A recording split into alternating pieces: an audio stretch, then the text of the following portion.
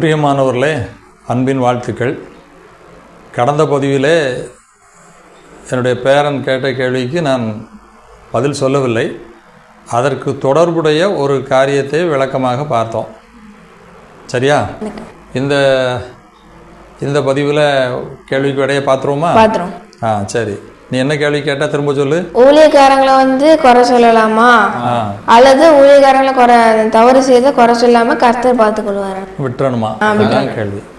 இப்போ பாரு, அவங்க அந்த குறை சொல்லக்கூடாது அப்படிங்கிறவங்க சுட்டி காட்டுற வசனம், குறை சொல்லக்கூடாதுங்கிறவங்கெல்லாம் நியாயம் தீர்க்காதே அப்படிங்கிற ஒரு வார்த்தையை கூட அவங்க யூஸ் பண்ணுவாங்க.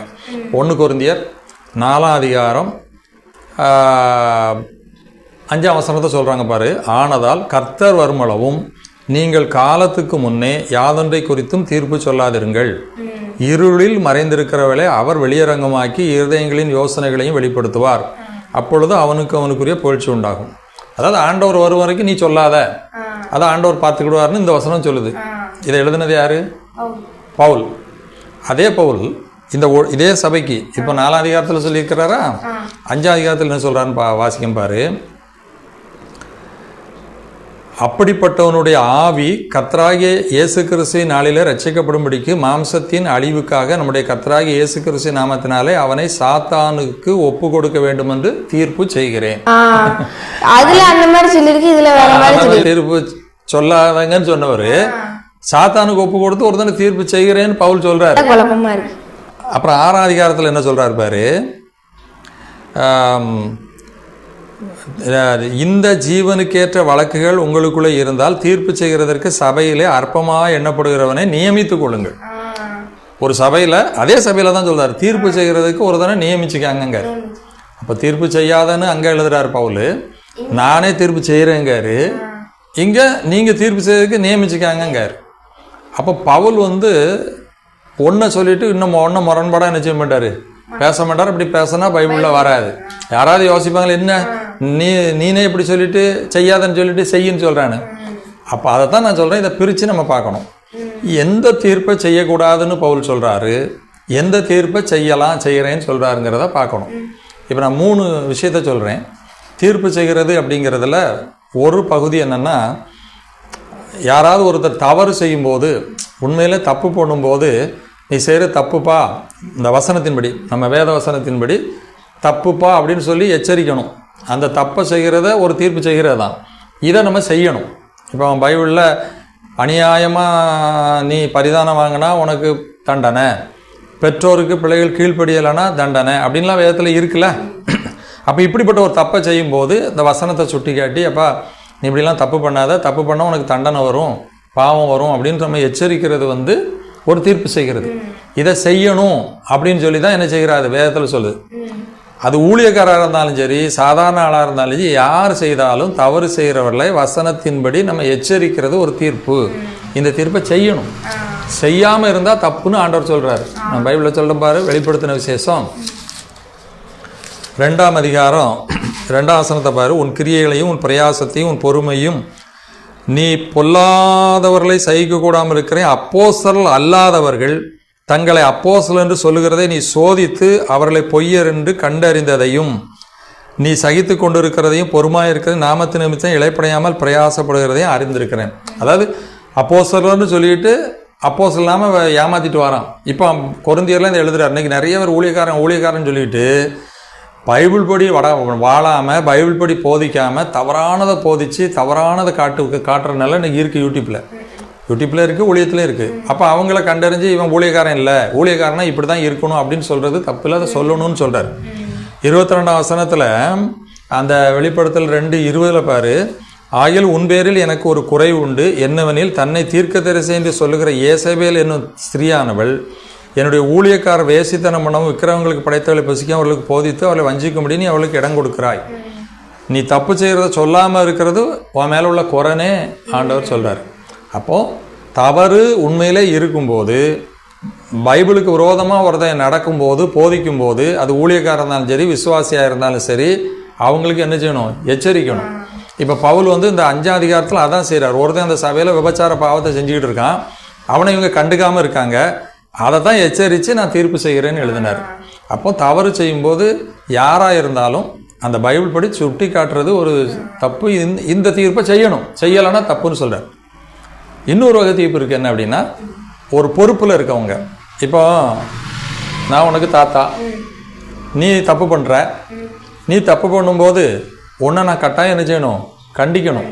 அது ஆண்டவர் என்கிட்ட உங்கள் அப்பா அம்மாவாக இருந்தாலும் சரி, யாராக இருந்தாலும் சரி, ஏன்னா பிள்ளைகளை கண்டிக்கணும். பிள்ளையானவனே நடக்க வேண்டிய வழியில் நடத்து. இன்னும் ரொம்ப சேட்டை பண்ணுறான்னா அடிக்க கூட செய்யணும்னு பைபிள் சொல்லுது.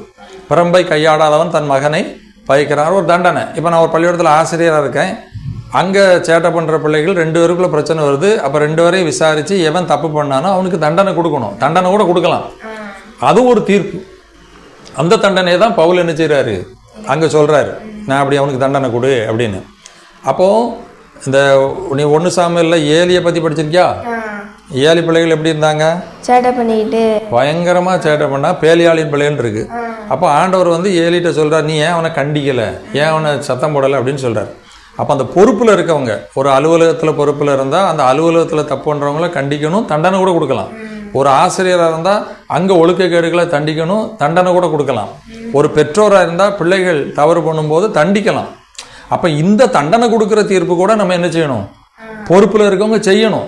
செய்யாமல் இருந்தால் தப்பு அப்படின்னு இது ஒரு வகையான ஒரு தீர்ப்பு.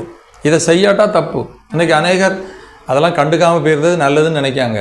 ஆனால் இந்த தீர்ப்பை கட்டாயம் நம்ம என்ன செய்யணும், செய்யணும். அதே மாதிரி ஒரு சபை இருக்குது, சபையில் வேதத்துக்கு விரோதமாக ஒழுக்கக்கேடாக நடக்குதுன்னா அந்த சபையினுடைய போதகர் கண்டிக்கணும், அதுக்குரிய தண்டனையை கொடுக்கணும். அதை தான் அவர் கொரிந்தியர் எழுதுகிறார். அப்போ இப்படிப்பட்ட மனுஷனுக்கு வருகிற வழக்குகள் இதுகளெல்லாம் தவறுகளை சுட்டி காட்டுறது ஒன்றும் இல்லை.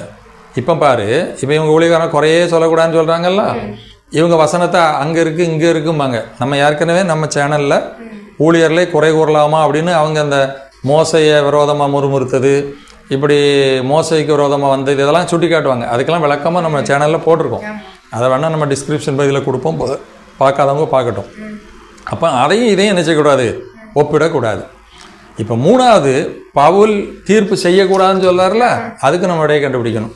எந்த தீர்ப்பை செய்யக்கூடாதுன்னு சொல்கிறாரு அப்படின்னு நம்ம என்ன செய்யணும், பார்க்கணும். அதை பாரு, மனுஷருடைய நியாய நாளின் விசாரணையிலாவது தீர்ப்பை பெறுவது அர்ப்பம். மனுஷருடைய நியாய விசாரணை நாள்னு ஒன்று இருக்கு. அது யார் தெரியுமா? ஆண்டவர் கடைசி காலத்தில் கொடுக்குற ஒரு நியாய தீர்ப்பு. அதைத்தான் நம்ம வெளிப்படுத்தல வாசிக்கிறோம். அவங்கள வந்து பிரித்து நீ இங்கே பரலோகத்துக்கு போ, நரகத்துக்கு போகணும். இந்த தீர்ப்பை தான் நியாய விசாரணைன்னு நாள்னு சொல்கிறார். நீ நிறைய வேதத்தில் மத்தேயு 10, 15, 11, 22, 24 இப்படி நிறைய வசனத்தை பார்த்தா ஆண்டவருடைய நியாய தீர்ப்பு நாள் வரப்போகுதுன்னு சொல்கிறாங்க. அது கடைசியில் நடக்கிற நியாய தீர்ப்பு. அந்த நியாய தீர்ப்பு எப்படி இருக்குன்னா, நம்ம இன்னைக்கு பார்க்குற மாதிரி இருக்காது. இப்போ நம்ம வந்து கண்ணில் பார்த்ததை சொல்கிறோம், அவர் அதை தான் சொல்கிறார் பாருங்க. அவர் எப்படி கொண்டு வருவாராம், இருளில் மறைந்திருக்கிறவைகளை வெளியரங்கமாக்கி இருதயங்களின் யோசனைகளையும் வெளிப்படுத்துவார். அப்பொழுது அதை ஒரு இருதயத்தில் இருக்குது எனக்கு தெரியாது, வெளியே நீ செயலாக செய்யும் போது தான் உன் தப்பு தெரியும், நாங்கள் கண்டிக்கிறோம். வெளியே நல்லவன் போல இருப்பான், உள்ள பூரா தப்பு இருக்கும். அப்போ இந்த தீர்ப்பை நம்மளால் என்ன செய்ய முடியாது, கொடுக்க முடியாது. 2வது, அந்த கடைசி நாளில் ஒருத்தனை நரகத்துக்கு அனுப்புவதும் பரலோகத்துக்கு அனுப்புகிற தீர்ப்பையும் நம்ம என்ன செய்ய முடியாது. இது பூமியில் செய்கிறது. அந்த தீர்ப்பை தான் நீங்கள் செய்ய முடியாது. அதைத்தான் ஆண்டவர் பார்ப்பாரு. அதைத்தான் நீ காலத்துக்கு முன்னால் சொல்லாத. இப்போ யோபு எடுத்துக்கா, யோபு வந்து எந்த பாவமே செய்யலை, ஆனால் சாத்தான் சோதிக்கிறான், அது நடக்கு. நமக்கு அது என்னன்னே தெரியாது, ஆண்டவருக்கு மட்டும் தான் தெரியும். அதனால தான் யோபு நண்பர்கள் வந்து என்ன சொல்கிறாங்க, நீ பாவம் செஞ்சுட்ட, நீ அநியாயம் செஞ்சுட்ட, அதுக்கு தான் உனக்கு தண்டனை வந்துட்டுங்காங்க. ஆனால் அந்த தண்டனை உனக்கு அதுக்கு வரலை. அப்போ தெரியாதனமாக இவங்க சொல்லிக்கிட்டு இருக்காங்க. இப்படி நம்மளுக்கு தெரியாமல் அறியாமல் இருக்கிற விஷயத்தை போய் நம்ம நினைச்சக்கூடாது. இப்போ ஒருத்தன் வெளி தோற்றத்தில் நமக்கு திட்டமும் தெளிவுமாக தெரிஞ்சதை நம்ம கட்டாயம் சொல்லணும். தெரியாத கெஸ் பண்ணி இவன் இப்படி தான் இருப்பான், இவன் இப்படி தான் இருப்பான், அல்லது இவன் நல்லவன், இவன் கெட்டவன், அப்படி தீர்ப்பை நம்ம நினைச்சக்கூடாது, சொல்ல முடியாது. அதே நேரம் தெரிஞ்சதை வசனத்தின்படி நம்ம சொல்லணும். அந்த இங்கே பவுல் சொல்கிற தீர்ப்பு வந்து இருதயத்தின் நினைவுகளை, அந்தரங்க காரியங்களை எல்லாம் நமக்கு சொல்ல தெரியாது. இந்த தீர்ப்பை நியாய விசாரணை நாளில் கடைசியில், அதுக்காக தான் பைபிளில் கூட சொல்லியிருக்கு பாரு, அந்த நியாய விசாரணை நாளில் ஆண்டவர் எல்லாத்தையும் கணக்கு வச்சுக்கிட்டு வராராம். பாரு, ஒரு புத்தகம் வச்சுருக்கேங்காரு. மல்கியா புத்தகத்தில் ஒரு கர்த்தருக்கு பயந்தவர்கள் ஒருவரோடு பேசிக்கொள்வார்கள், கர்த்தர் கவனித்து கேட்பார், கர்த்தருக்கு பயந்தவர்களுக்காகவும் அவருடைய நாமத்தை தியானிக்கிறவர்களாகவும் ஞாபக புஸ்தகம்னு வச்சுருக்காராம்.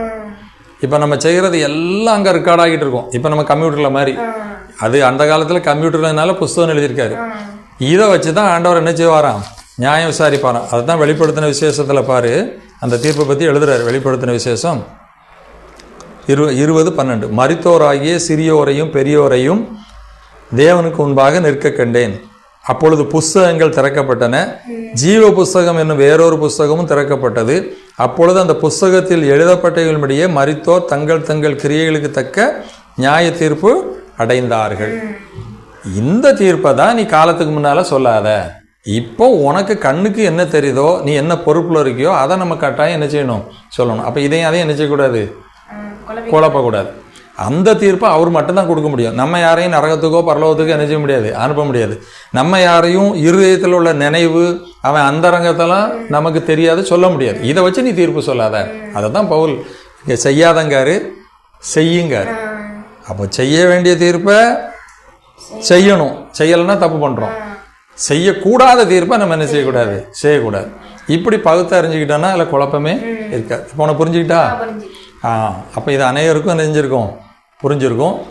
நீனும் உன்னை மாதிரி படிக்கிற பிள்ளைகளுக்கு நம்ம செய்கிற எல்லாத்தையும் ஆண்டவர் நெஞ்சுக்கிட்டுருக்காரு, பார்த்துக்கிட்டு இருக்காரு. எல்லாம் பரலோகத்தில் ரெக்கார்ட் ஆகுது அப்படின்னு நினச்சி நம்ம அப்பா அம்மாவுக்கு கீழ்ப்படிஞ்சு ஆண்டவருக்கு பயந்து என்ன செய்யணும், நடக்கணும். அந்த நியாய தீர்ப்புனால நம்ம நம்பணும். இன்றைக்கி நிறைய ஊழியக்காரர்கள் துணிஞ்சு தப்பு போயிடுற காரணமே என்னென்னா, அந்த நியாய தீர்ப்பை ஒரு நம்பிக்கையும் இல்லை, பயமும் இல்லை.